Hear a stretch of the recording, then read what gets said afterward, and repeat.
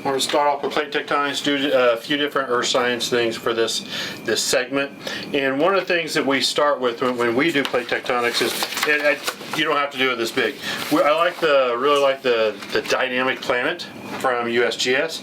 It's a really good poster. They have a teacher thing, which we'll look at here in a second. We actually bought copies of the poster years ago, because we've been doing this forever now, it seems like. And we cut them into the shape of the different plates, and we give these to groups and have them figure out how these plates fit together. And so they do it, we cut it and actually have them do it as a puzzle, the entire thing, then stop and look at that as a puzzle itself to see how the different plates, the major plates, actually fit together. Now let's look at the website real fast. This is the USGS website for the dynamic planet. The reason I wanted to jump over here and show this is to show you that there's a lot of background information, and they have the actual files that you can download, high resolution or just a screen resolution. So if you're just putting it up on the screen for them to see, that's fine. If you're wanting to print it off at a higher resolution, if you have a poster printer or something, notice it's 58 by 45 inches, so this one's pretty good sized. That's what we used to make the one we did. Now the back of it, to look at the back, it has tons of information here. All the information you need for the whole unit really is in here. They've done an impressive job putting all this together. So this information is here for you. You can print off sections of it. You can put it up on the screen and be able to talk about it. Heck, take it and make it part of your PowerPoint for that matter. This down here, I love showing how the Earth looked at different eons through different time. Really like that. Then if we jump down here, I don't know if we can still order these on a USGS store or not, the full maps. Like I said, that's what we did instead of printing them off. It's been a while, but I don't know if you still can or not. I've not tried that. But these three links they have down here, the Smithsonian Institution, don't bother clicking on that one. It's outdated. They don't have a lot of the stuff that they used to have on there for you anymore. It doesn't meet their guidelines or whatever, so it's a waste of your time. The booklet's okay. There's supposed to be background information, but I really think it's all in the teaching guide that you need, and that's the teaching companion. And so when you get that, it's this PDF, which does a really good job. See, brief overview of plate tectonics. It walks through and talks about this, and even talks a little bit about the chemistry behind it, which is what we're going into here soon. And then it has the booklet explains that this is the if you ever get the print version. I had an old one years ago, wasn't sure what it was, and I threw it away. But what I really like about this, one of the activities that we do, sorry for scrolling quickly, I know that's terrible, look away, look away. This is the stuff on the back. Oh no, this is a print off here that we could do. I want to jump all the way down to the bottom where we are going to look at the here we go. This is what I want, the fossil evidence. So I like printing this off, giving it to students, and you can print it off just regular paper size and laminate it. That's what we did for this. I think we have a large version to do with bigger groups, but print this off, hand it to them, talk about how it goes together. These are all the continental land masses. They give you a little guide. I would hope you could figure it out, but it's nice to print off the guide to show the students later, hey, how'd you do?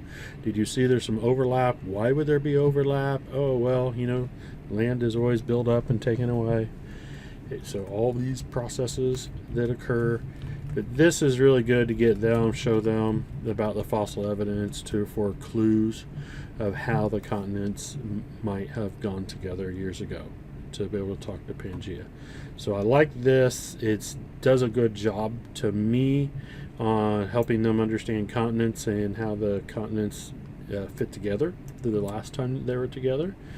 But of course, it's believed that's not the only time they were together. It was long before that too. But that's information I don't think is here, and that's a little deeper than we want to go for middle school, in my opinion. This is the hint for the exercise, so you can give this to if you have groups who just need a little help on how things are put together. You have this, it's the outline, and it does tell them that some of the pieces may overlap slightly. I like that. The tennis ball one I've never done. If you're doing maps, teaching maps, I think it'd be a great way to go with it, but it's more of a geography exercise than a geology, I think.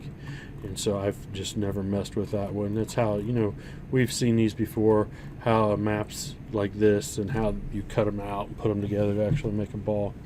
But again, to me, it's more geography, and it's just something I've not done. So next, what we want to go into is our geologic timescale is where we'll go. For geologic timescale, before I actually start talking about the geologic timescale with students, I will have them make a personal. We'll do one on the board together, and so we'll be up at the board. We'll do a group relative timescale, and so I'll draw a line, we'll make a mark, and I'll be like, okay, here's today. Now, what is something all of us have in common? Some dates all of us have in common. Oh, well, this school year started. All right, so let's drop back to here. Boom, this school year started. Now, how far back do we want our years to be? And so we'll discuss a scale, and so then I'll actually measure over. Okay, so 9 months ago, however far we decide on our scale, and sometimes I will just grab like random things. I know there's a broken ruler, and I'm like, okay, how about this? This is a year, and so we'll mark off the years, and then we'll start talking about what's some events that occurred in the class. What's some things that's happened in your lives, and so we'll take different students. Will give us different examples. I moved to Indiana.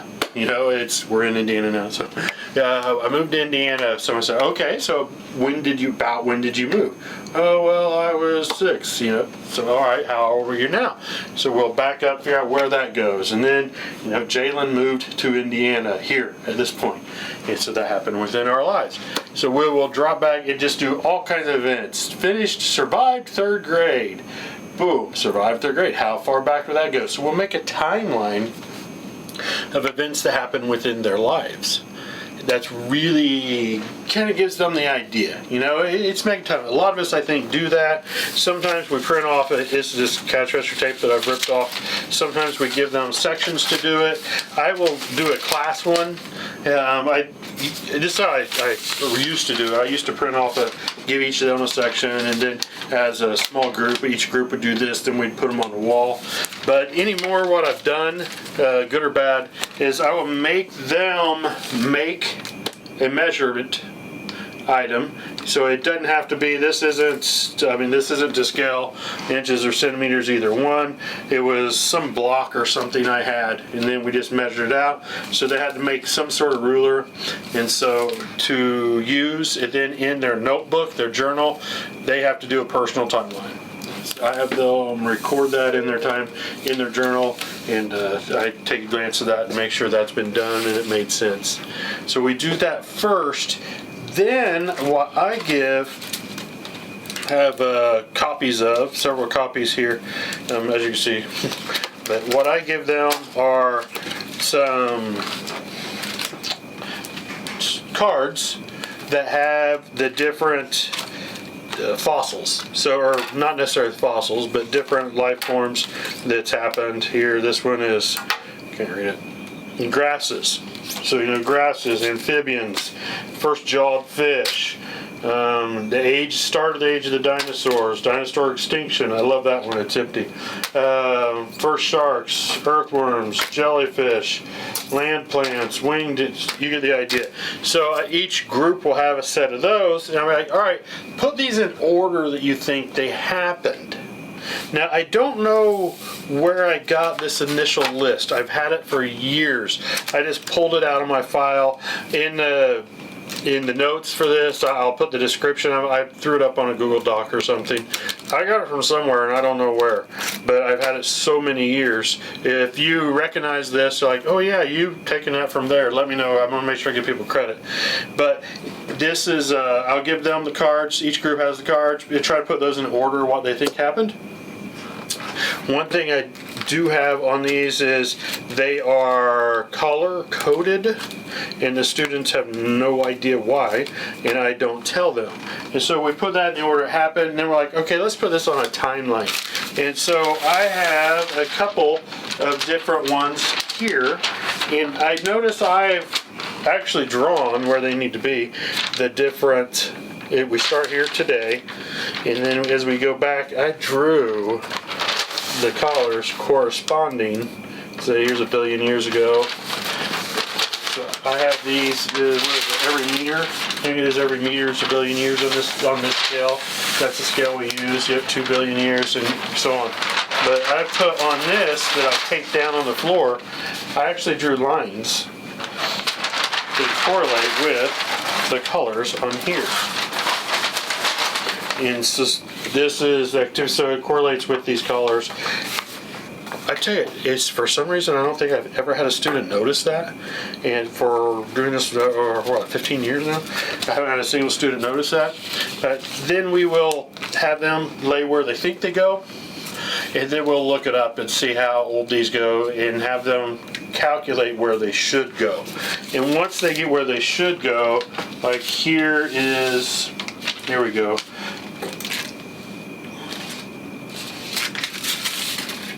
Formation of the Earth and Moon.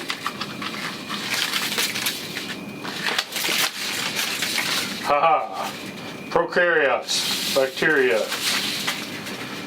Yes, it's the pre-Cambrian era. Notice that's our yellow. Some of you probably picked up out on that already.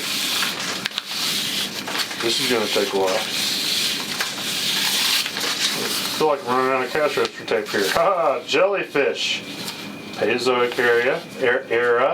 Then I have cut and pasted each of the different titles for where they should go. And you can see we go all the way to the present.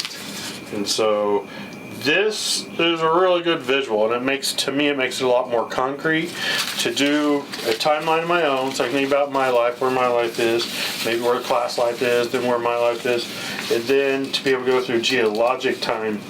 This is pretty impressive. The students, it seems to really help them understand, because with that visual, being able to do that timeline, a lot of people that do these, they'll do them down the hallway, something like that. I use the 5 meter thing. The next activity is just something really fun to go into, and that's karst topography. Now on the screen, we put up the USGS map of the continental U.S. with the karst locations in the U.S., and it's color-coded by the different types of karst. So karst topography, here in the Midwest, especially being Indiana for us, we have Indiana limestone everywhere. We have a lot of limestone due to the geologic history of Indiana. We used to be a shallow marine environment that was trapped, and then, of course, being a shallow marine environment, we had all of those, what do you call them? Ocean life. All the marine life. Struggled there. All the marine life that was deposited, and over years and years and years and years of that happening, centuries, it became limestone. But one thing about limestone is it will break down. Yes. And through acid. Mm-hmm. And oftentimes what will happen in soils is the water, it'll rain, water will flow over the soil, mm-hmm. the water picks up, it becomes acidic, mm-hmm. because it's picking up carbon dioxide. Yes, yeah. Carbon dioxide in the soils. It's actually picking it up, the water is becoming acidic. Right. And so Sarah's here, we brought in the chemistry teacher to help us out, because this is just cool. And to talk about a way that we can show students right. how water can become acidic. I mean, we drink pop, we have carbonated beverages. We know that's acidic. I mean, I had some for lunch today, and more than you needed to know. But so Sarah, what are some things that we have here? Well, it's interesting you brought up the soda, because there is carbonic soda in our drinks, but you can make that carbonic acid. Yeah, carbonic is in the soda. Yeah, that's what I meant. Okay. Yeah, carbonic acid in the sodas that we drink. But we can show this if you have some universal indicator, and this is one, I already kind of had that staged, but... We have a link in the supply list. Yes, we do, yep. Universal indicator, I just filled both of these containers up with tap water, just straight tap water out of the tap. I put some drops of universal indicator into one, and this is just what it looks like in the tap water, and it's going to be close to a pH of 7, so that's lining up with green. We'll show you a snapshot maybe of looking down from this. But then if you put a straw, it's just water with some indicator in it, a few drops of indicator, and you blow into that, you're blowing that carbon dioxide into the water, and it's forming that carbonic acid. And it does show you that pH change.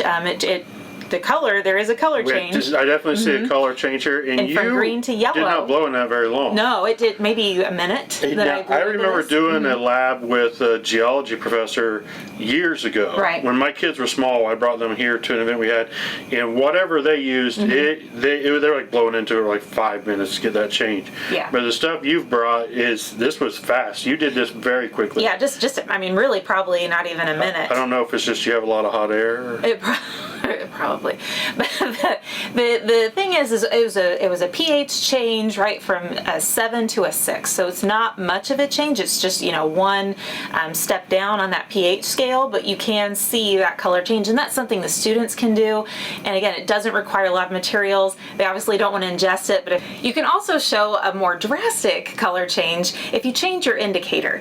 And we talked about how indicator is going to change color based on a pH range, where universal indicator is changing color at a lot of different pH values, but we're focusing on a pH of 7 versus a pH of 6. Now we're going to upgrade it a little bit. We're going to, I still have my tap water in a beaker, but now I'm going to add a little bit of sodium hydroxide. And sodium hydroxide is going to create a more basic solution here. And then I'm going to change my indicator as well. I'm going to use phenolphthalein. So different than the universal indicator, phenolphthalein turns a really neat pink in a basic solution. So pretty much anything between a pH of 8 and 10, you're gonna or higher, you get this really nice pink. But when it falls below a pH of 8, so as I breathe the carbon dioxide into the water and create that carbonic acid, the pH value will drop from an 8 into the 7 range or lower, and I'm gonna see the pink solution turn clear. So it's just a more drastic color change than a green to a yellow. Leave it to a chemistry teacher to bring in the more drastic. Right, and this is what the kids get excited about. But one thing that you mentioned, you're like, okay, but before we do this, we had to grab our safety glasses. We had to grab our safety glasses. Now with this one, is there really a safety concern with this one? Well, there's not, but I always argue that you use safety glasses all the time, even if it's just water, just so that we're just in that mode all the time, that we're always thinking about safety. So when it does get to an issue, we never have any accidents or anything. All right, so we'll goggle up.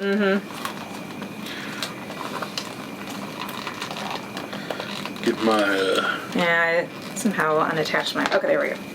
Yep, add our safety glasses on. Goggle lines going on. This is very important, though. The other thing is we want to make sure, really sure, that we don't ingest any of our sodium hydroxide. We're here; it's just water and a few drops of universal indicator. Is there fumes or anything to worry about? No fumes. Okay. Yeah, nothing volatile here, so we don't have to worry about that. Sodium hydroxide is super easy to get a hold of. Make friends with your chemistry teacher in the high school, or you can order this from a lot of supply companies, already pre-made as well. So if you don't want to mess with and that's what you did, mixing right? it, Yours is pre-made. I just got this already, and you just want to make it basic. Sodium hydroxide is a strong base, so we just need, I think I'm using a really dilute sodium hydroxide here, and then you just add a few drops of the phenolphthalein. You ever see this really lovely, bright pink? The kids get excited about this. And this is the phenolphthalein. This is the bright pink, really from a pH of about 8.2 up. You're going to have this nice pink color.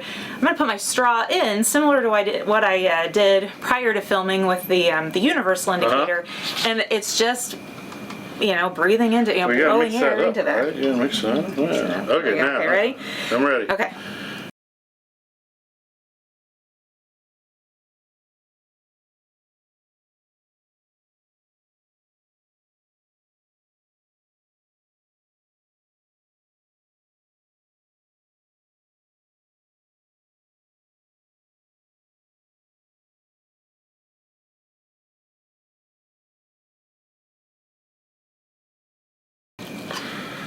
This can really be a fun challenge for kids, and they really get into it. And you can think you can bring some other elements in it as well for enrichment. Having them do some jumping jacks in place and seeing if that could, or who can find a way to make theirs turn the color the fastest.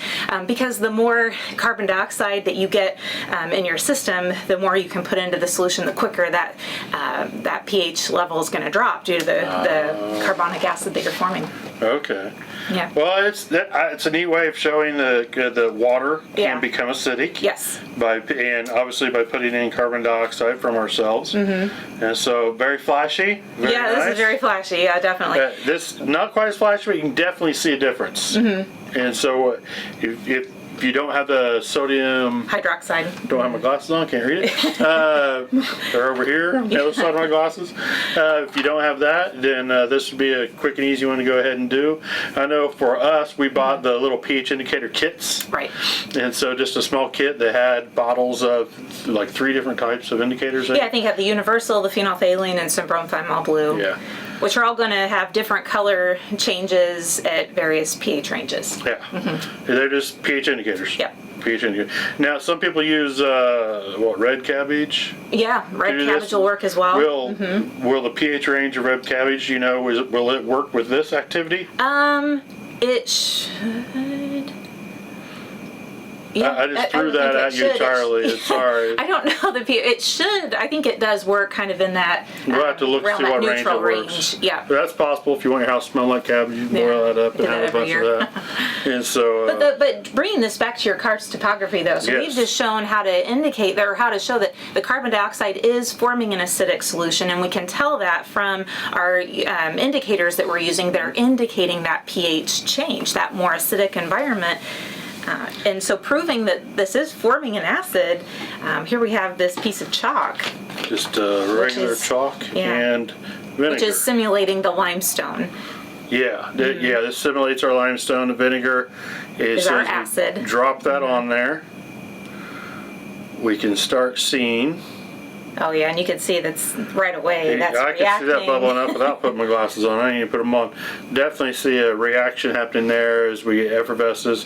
A lot of bubbles going on here, so we can see that. So we know that formation of a gas or that effervescence that you're saying, that's indicating a chemical reaction is happening right here. And And so we can see that's eating away. So this is a very easy way to follow that up. And in fact, this is what we're using in the field as well to test for the presence of limestone as the for the student kits, My geology students, they'll use dilute hydrochloric acid.